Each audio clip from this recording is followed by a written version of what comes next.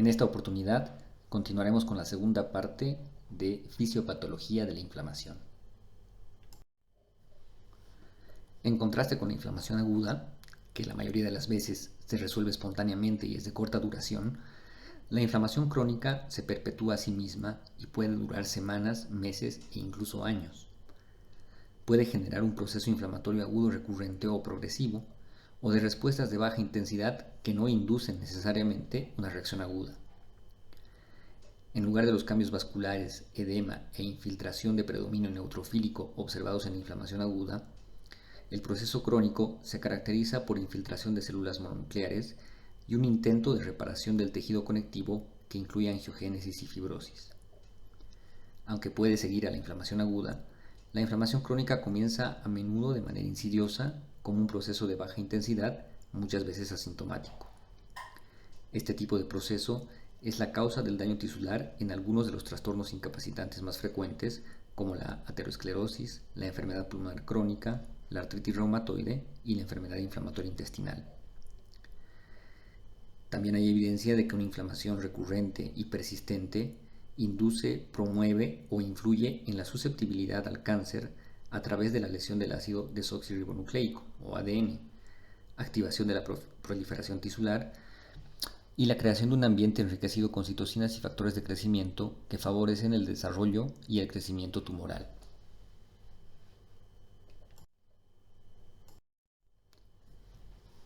La inflamación crónica muestra las siguientes características: infiltración por células mononucleadas, tales como los macrófagos, linfocitos y células plasmáticas; destruccionística, provocada en gran medida por las células inflamatorias; reparación, que implica la proliferación de nuevos vasos y fibrosis; y la transformación de células mononucleares en epitelioides.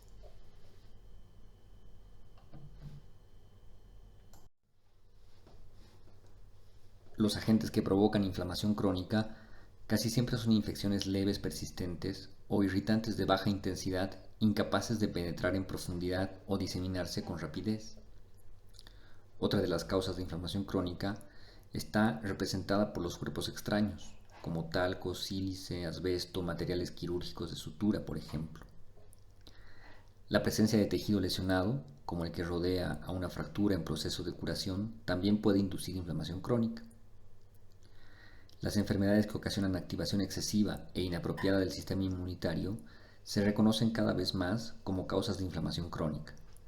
En ciertas condiciones pueden desarrollarse reacciones inmunitarias contra los propios tejidos de la persona, lo que da lugar a las enfermedades autoinmunes. La obesidad es una nueva causa bajo sospecha de generación de inflamación crónica. Durante la última década, el tejido adiposo blanco se reconoció como un órgano endocrino activo y fuente de numerosos mediadores proinflamatorios.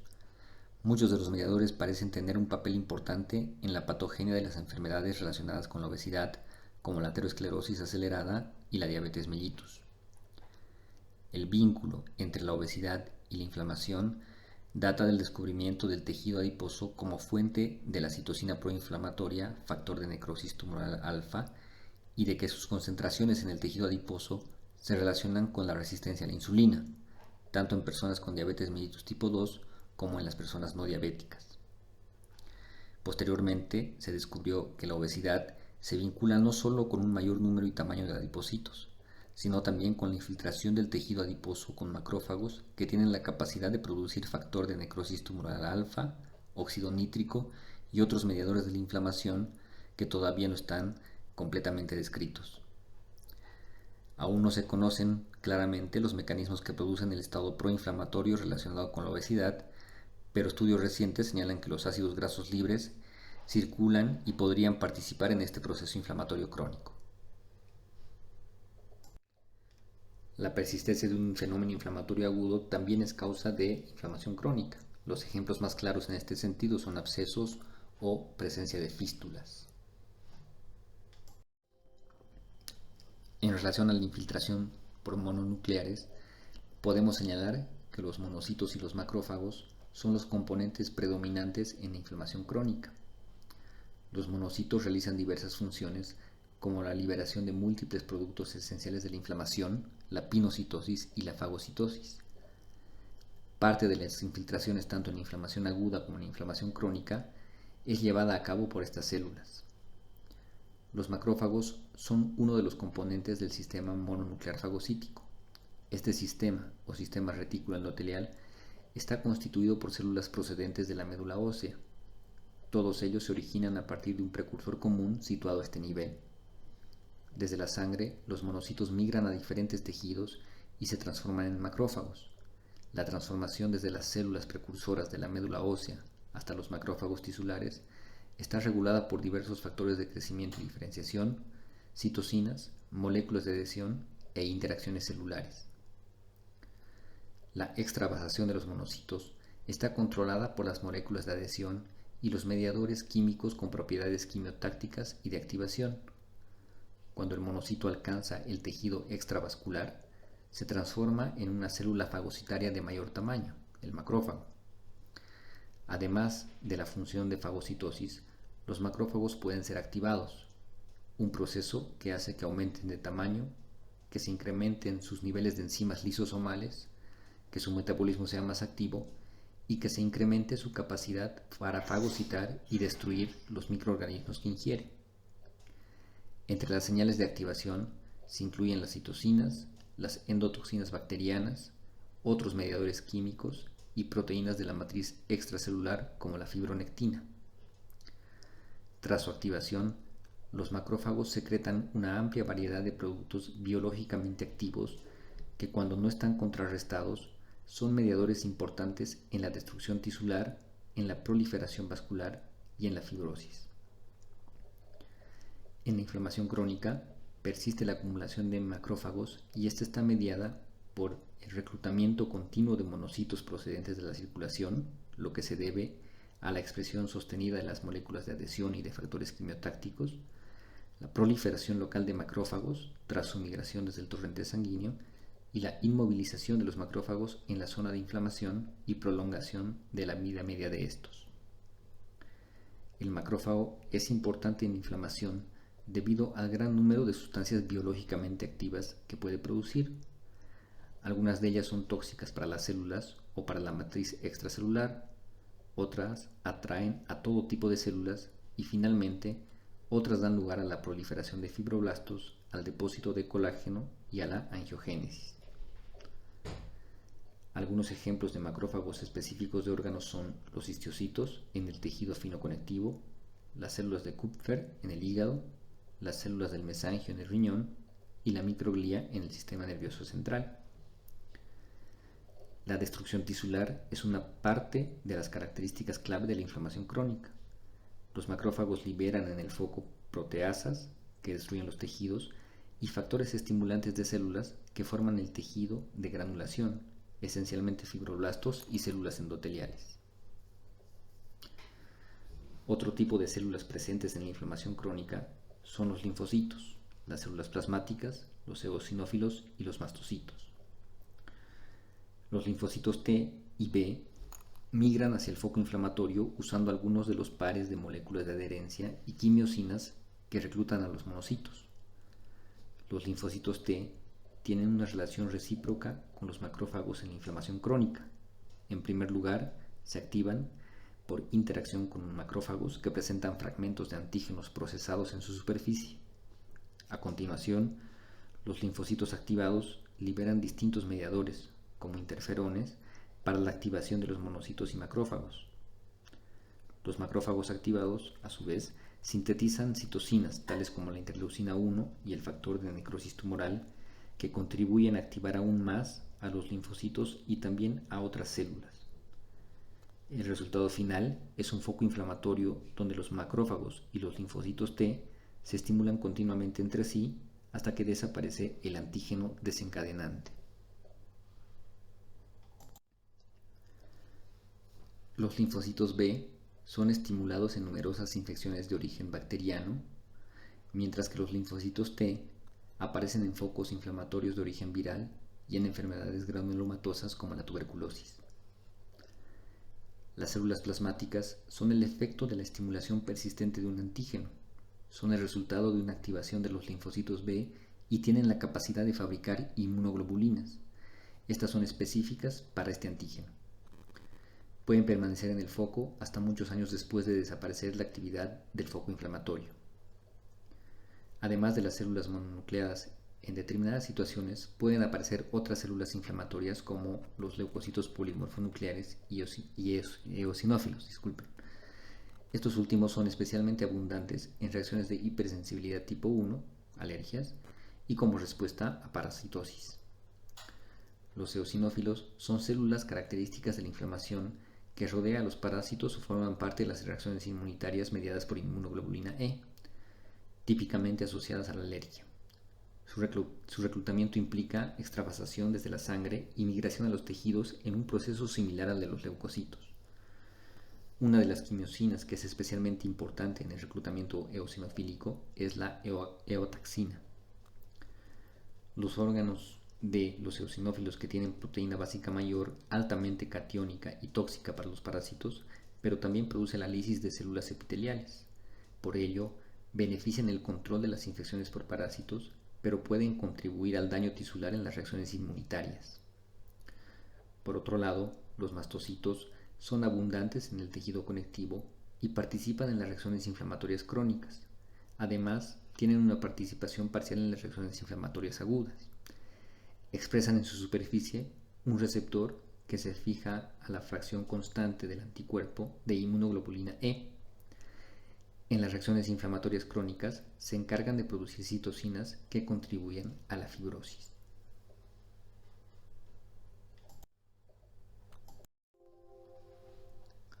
La reparación consiste en la angiogénesis o formación de nuevos vasos y en la fibrosis. Esta última se realiza mediante la migración y proliferación de fibroblastos con un depósito de matriz extracelular y un remodelamiento final que se trata de una maduración y organización del tejido fibroso.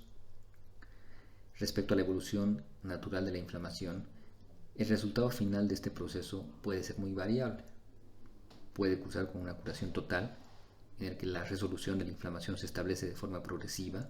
Inicialmente regresan los síntomas cardinales, posteriormente se establecen las condiciones circulatorias normales y finalmente se produce la reabsorción del exudado. En el foco inflamatorio permanecen durante mucho tiempo macrófagos, eosinófilos, linfocitos y células plasmáticas que van disminuyendo lentamente a medida que transcurre el tiempo. Puede presentarse también la cicatrización y fibrosis, que como habíamos mencionado recientemente, se debe a la migración y proliferación en especial de fibroblastos, produciendo un remodelamiento tisular. Y por último, la propagación, que hace referencia a que algunas respuestas inflamatorias específicas, especialmente las de origen infeccioso, tienden a propagarse por contigüidad a los tejidos vecinos. La pus que se forma en muchas inflamaciones agudas es muy necrosante y destruye tejidos alrededor para formar fístulas o abscesos por los que drena hacia el exterior o hacia distintas cavidades. La inflamación puede propagarse a zonas alejadas del foco a través de los vasos linfáticos o del torrente circulatorio. La progresión a través de los vasos linfáticos produce linfangitis, a través de los tejidos alrededor de los vasos linfáticos produce perilinfangitis, y aquella que se produce por los ganglios linfáticos produce linfadenitis. A partir de los ganglios, la inflamación puede pasar a la sangre.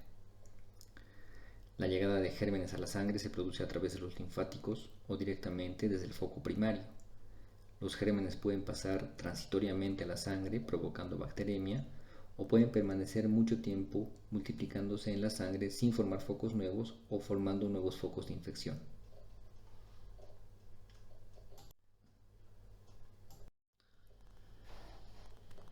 Se han descrito dos tipos de inflamación crónica.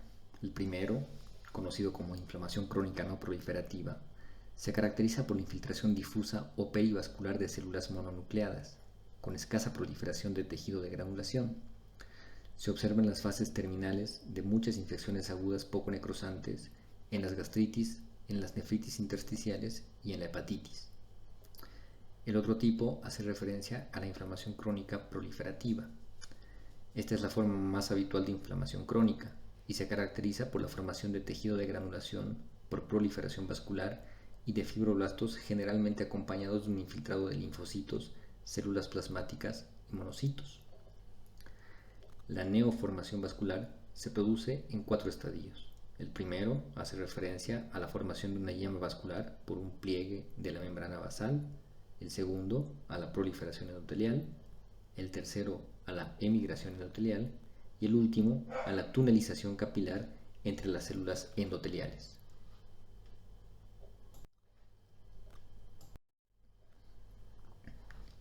Existen 4 patrones morfológicos inflamatorios. El primero es la inflamación serosa, que es un exudado con variable concentración de proteínas. Se observa una separación de las células y fibras por la presencia de líquido semejante al plasma en el intersticio. El exudado puede reabsorberse con el tiempo. Si contiene muchas proteínas, puede coagularse y organizarse hasta la formación de un tejido fibroso cicatrizal. Las inflamaciones serosas pueden evolucionar a otro tipo de inflamación. Si aparecen mucosas, el exudado fluye por la superficie, produciendo una especie de catarro. El segundo es la inflamación fibrinosa. Este produce un abundante exudado rico en proteínas plasmáticas, incluido fibrinógeno y fibrina. En las mucosas se forman membranas o pseudomembranas de células y fibrina. Algunas membranas necrosan el epitelio y al desplazarse producen hemorragia. En otros casos, las membranas se forman por exudación o por deslizamiento de la fibrina de las vías altas sin necrosar el epitelio. En estos casos, el desprendimiento de la membrana produce hemorragia. En las cavidades serosas se forman pseudomembranas de fibrina que adhieren a las superficies. El destino final de la fibrina es la disolución enzimática y la reabsorción posterior por fagocitosis y leucocitos polimorfonucleares, neutrófilos y macrófagos. A veces, la presencia de fibrina facilita el crecimiento de fibroblastos y células endoteliales hasta la formación de tejido de granulación y tejido cicatrizal. La inflamación supurada o purulenta se debe generalmente a la infección bacteriana. Es una inflamación en la que hay pus, formado por una emulsión de leucocitos polimorfonucleares, neutrófilos necróticos, tejido necrótico y bacterias. El destino de la secreción purulenta depende de la localización y la intensidad de la respuesta inflamatoria. En algunos casos puede reabsorberse, vaciarse a una cavidad, formar una fístula que le dé salida al exterior o limitarse por una membrana piógena y posteriormente calcificarse. Y por último la úlcera, que es la necrosis focal de la superficie de un órgano o conducto materializada en una solución de continuidad o excavación de fondo necrótico. Las zonas que se ulceran más frecuentemente son la piel, la mucosa bucal, el esófago, el estómago, el duodeno, el intestino delgado y grueso y el cérvix uterino. El fondo de una úlcera inflamatoria suele estar formado por 3 capas: una banda superficial de fibrina, una banda con predominio de leucocitos polimorfonucleares y la inflamación crónica con tejido de granulación y células mononucleadas.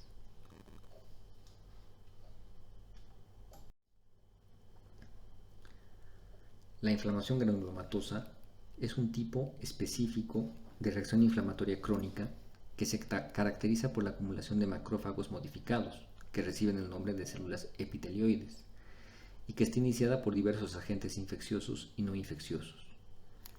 Para la formación de granulomas es necesaria la presencia de productos irritantes no digeribles, de una reacción inmunitaria mediada por células T frente al agente irritante o de ambos. El monocito evoluciona a macrófago, que es más activo y tiene gránulos más potentes, citoplasma más amplio y con una mayor capacidad de división. El macrófago se activa por respuesta a un estímulo y se convierte en una célula más grande, con un citoplasma más amplio, más retículo endoplásmico rugoso, más mitocondrias y un núcleo alargado, lo que le da el nombre de célula epitelioide, y el macrófago es sensible a agentes inflamatorios que son irritantes y difíciles de degradar, pero que son inertes.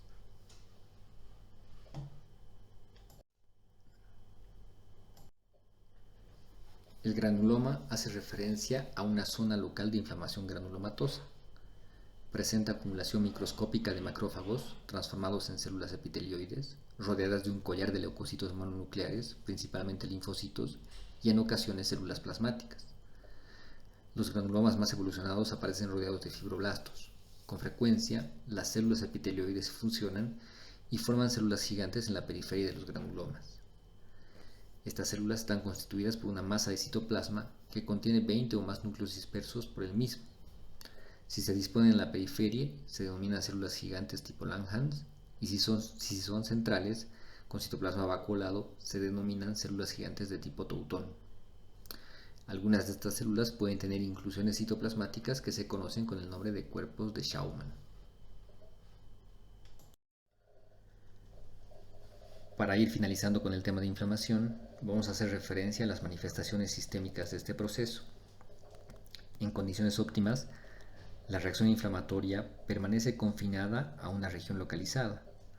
Sin embargo, en algunos casos la lesión local produce manifestaciones sistémicas notables cuando los mediadores inflamatorios se liberan a la circulación. Las manifestaciones sistémicas más importantes de la inflamación incluyen la respuesta de fase aguda, alteraciones del recuento de leucocitos y fiebre. Es importante saber que las manifestaciones sistémicas están presentes tanto en la respuesta inflamatoria aguda como en la respuesta inflamatoria crónica.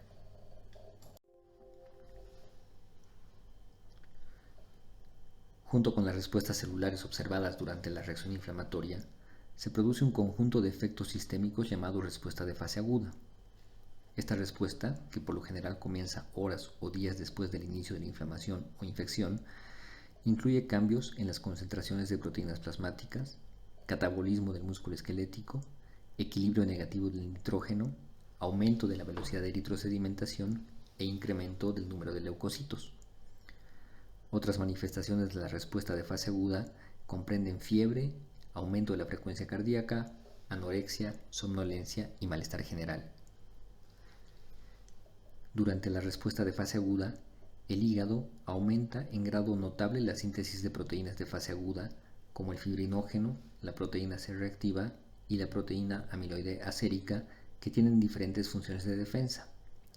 Las citocinas estimulan la síntesis de estas proteínas, en especial el factor de necrosis tumoral alfa y la interleucina 1 para la proteína amiloide acérica y la interleucina 6 para el fibrinógeno y la proteína C reactiva.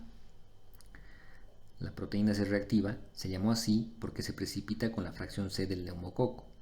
Se cree que la función de la proteína C reactiva es protectora, ya que se fija a la superficie de los microorganismos invasores y los marca para la destrucción por efecto del complemento y la fagocitosis. Aunque todas las personas mantienen concentraciones bajas de proteína C reactiva, la cantidad se eleva en caso de una reacción inflamatoria aguda.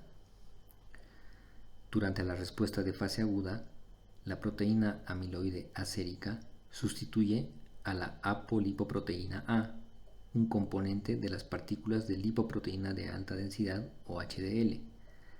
Se presupone que esto aumenta la transferencia de HDL de las células hepáticas a los macrófagos y entonces pueden usar estas partículas para obtener energía.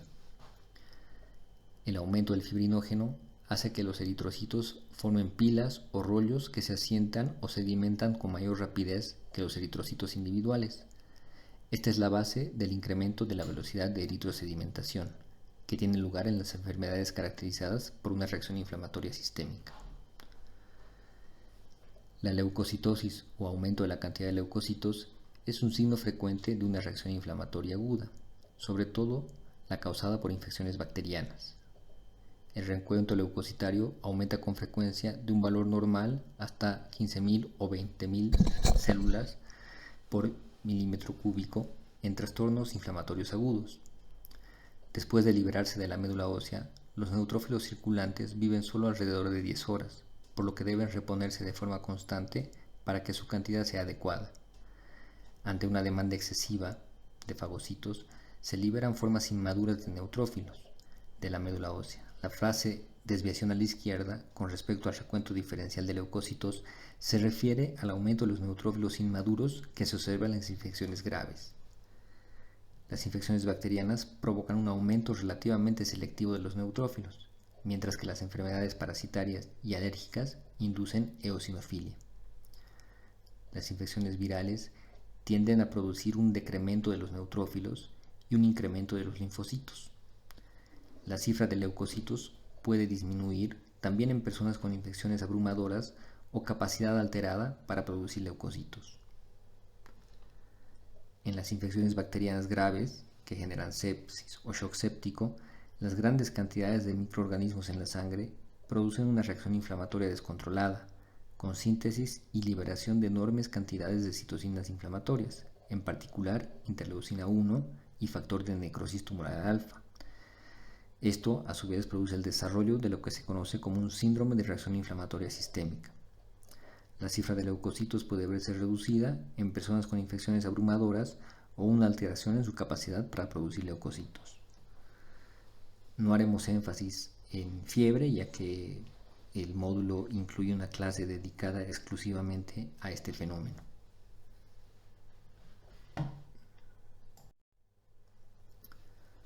Con esto damos por finalizada la sesión de fisiopatología de la inflamación. Espero que la clase haya sido de ayuda para la comprensión de este tema y dejo la bibliografía sugerida. Muchas gracias.